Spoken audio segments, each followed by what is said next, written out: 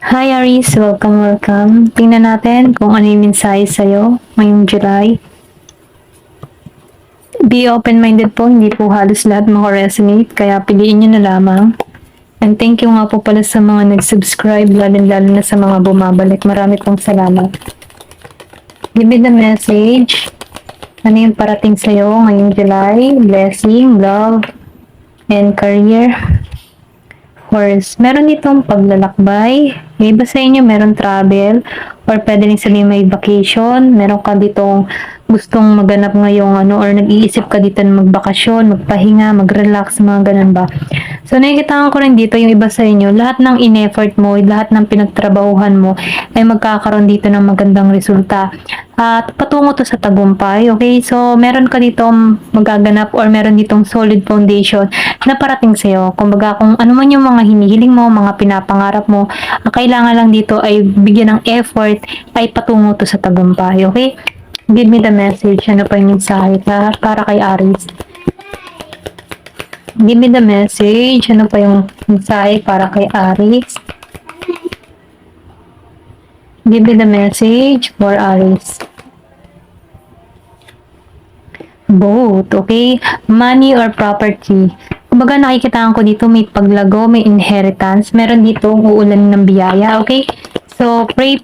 Nasa ganun lang, maganap ito para sa'yo, okay? Ito'y patungo sa'yo, blessing, malaking blessing. Ayan, tagumpay, wish granted ka dito. Ayan. Give me more information. Meron dito makakabili ng property or nagbabalak ka dito magkaroon ng property. So, wish ka lang, i-vision mo to. Nang sa ganun, makamit mo to. Kasi once na nagigita yung positibo sa mga pangarap natin, ito yung signal kay God, kay universe na ito yung gusto mong mangyari. So, kay God walang imposible once na meron kang gustong hilingin. Okay? Kailangan lang maging klaro ka kung ano yung gusto mong mangyari or kung ano yung gusto mong ma-wish para sa sarili mo. Ayan. And syempre, kailangan din lagi ka magpapasalamat. Mapaliit o mapalaki man yung mga biyaya yung pinagkakalob sa'yo, lagi ka magpasalamat. Okay? Meron dito ang victory. So, nakikitaan ko dito na tagumpay, okay? Tagumpay ka. Kung ano man yung mga ginagawa mo, mga plano mo, may hatid yan na tagumpay, okay? Magiging kang masaya para rito. Ito lang yung nakikita ko. So, ganun pa man, mag-ingat ka pa rin dito sa kalusugan mo. Pwede rin sabihin na kumain ka ng mga masustansyang pagkain para maiwasan mo tong pagkakasakit, okay? Kasi meron ditong pagbabadya, merong sakit na dinadala or merong karamdaman dito. So, ingat na lamang. Give me the message.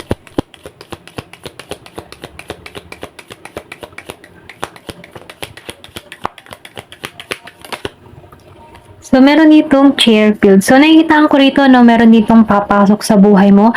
Pwedeng new person to, bagong manliligaw. So, meron ditong papasok sa buhay mo. Or meron parating sa buhay mo ngayong July, okay? Give me more information. Ano pa yung mensahe?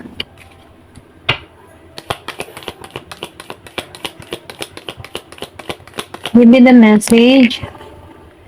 So, meron ka dito na tango card. So, celebration, fun. Kung ano man yung mga, pwedeng sabihin na meron ka ditong isi-celebrate, meron ditong kasiyahan, kagalakan na parating, okay? Na kung sana na magbibigay ng galak sa buhay mo. Meron ditong Year of the Dragon. Give me the message. Kasi pwedeng meron ka ditong ma-achieve, okay? Meron ka makamit na pangarap na isi-celebrate mo. Ayan, give me the message. Ano pa yung mensahe? Ngayong July. Meron ditong bread. So, prosperity and abundance. So, meron ditong kasaganahan, abundance na parating sa'yo. Kaya tiwala lang, the sun, happiness, and well-being. Kumbaga, magiging maganda, maayos ang takbo ng pamumuhay mo. Magiging kang masaya, magiging kang mapalad, magtiwala ka. So, ingatan mo lamang dito yung kalusugan mo. Kasi kung makikita mo dito sa card, pulos blessing, biyaya, at meron ding love na parating sa'yo. Okay? Pero ingatan ang kalusugan. Ayan. Give me the message.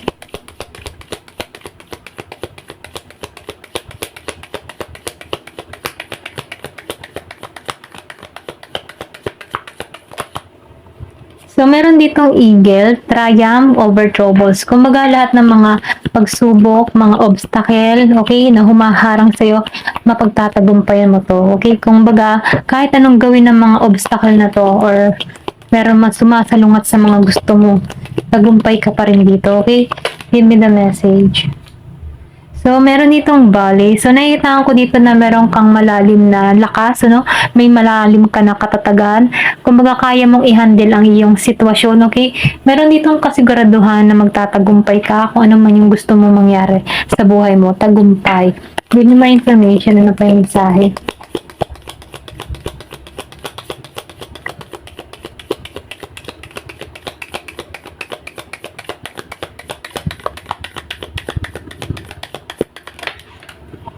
So, meron ditong bao, okay? So, nakikita ko dito, no, malalim ka mag-isip or mataas ka mag-isip. Kumbaga, ikaw yung tipo ng tao na merong kabuluhan yung mga sinasabi mo, merong napupulot na aral sa mga salita mo, na kung saan, no, interesting. Meron ditong pan. So, nakikitaan ko dito, yung iba sa inyo, meron talaga ditong romance or love na parating na magbibigay sa'yo ng kilig. Kung matagal ka ng panahon na, alam mo yung tipo na walang kilig-kilig, ano, walang nagpapatibok ng puso mo. So, meron itong parating. Okay? Kumbaga, yung ihi na lang ang nagpapakilig dito, eh, mababago yan, no? Merong parating. Yeah. Na kung saan, no, may kilig. Success, meron dito talagang tagumpay na parating sa'yo. So, i-claim mo to, no? May tagumpay. Give me the message.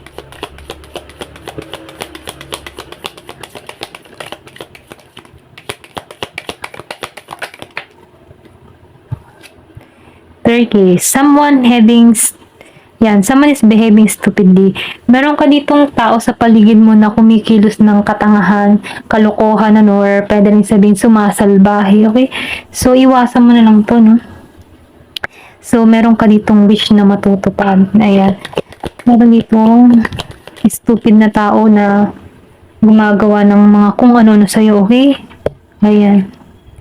Casket. So, meron ditong tao na alis sa buhay mo. Yung iba sa inyo, no? And then, nakikita ko dito. Or pwede rin sabihin matatapos na yung sitwasyon na kinakaharap mo. Kung meron ka mga problema, no? Matatapos na to. So, meron dito.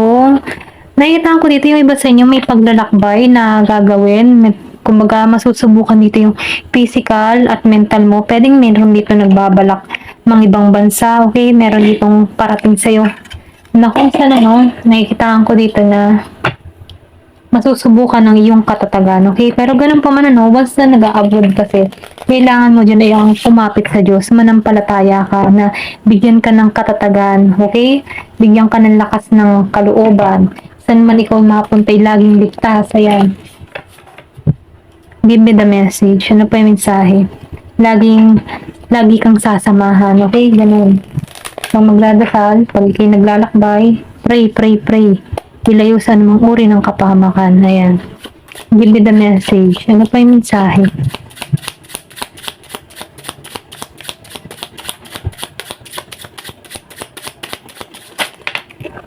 So, meron dito Six of Heart. So, nakikita ko dito, no, meron ditong tao na parating manunuyo sa'yo, okay? Gusto nito ng collaboration sa'yo, teamwork. Gusto nitong maging maayos, okay?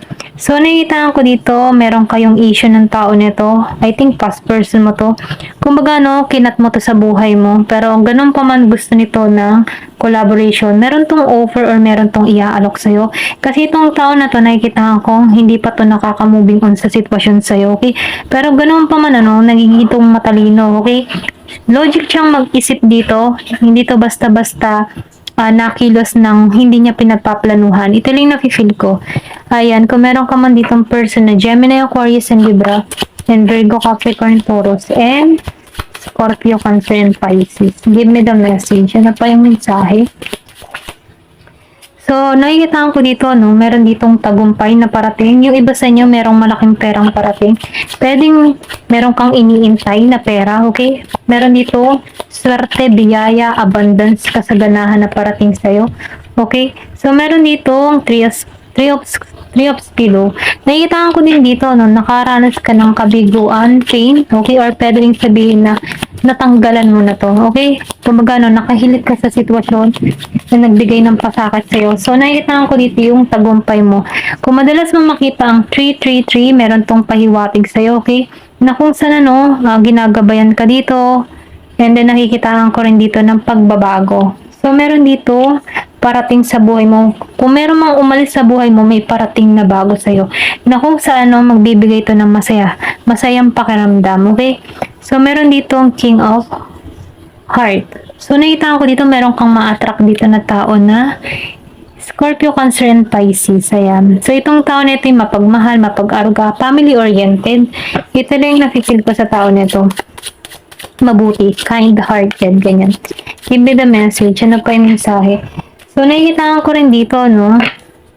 Meron dito nahirapan sa isang sitwasyon or merong pagdurusa kang naranasan before, or pwede rin sabihin nararanasan mo to ngayon, nagdurusa ka, pwedeng broken hearted ka dito, pero ganun pa man, nakikitaan ko dito, lumaban ka sa mga pagsubok ng hamon ng buhay, okay?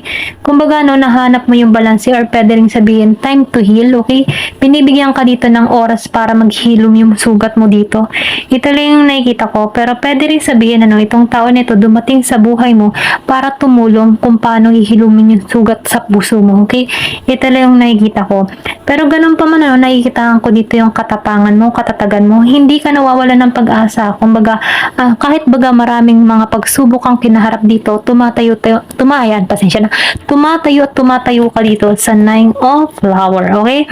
Ito lang yung nakikita ko.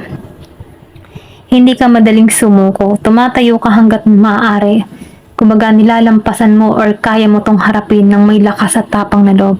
Ganun ka, okay? Positive ka lang. Kumbaga, hindi ka madaling mapatumba. Ito lang yung nafe-feel ko sa'yo. Ayan. Meron kang fighting spirit. Ayan lang po yung nakikita ko. Ayan. Thank you for watching. Love and peace.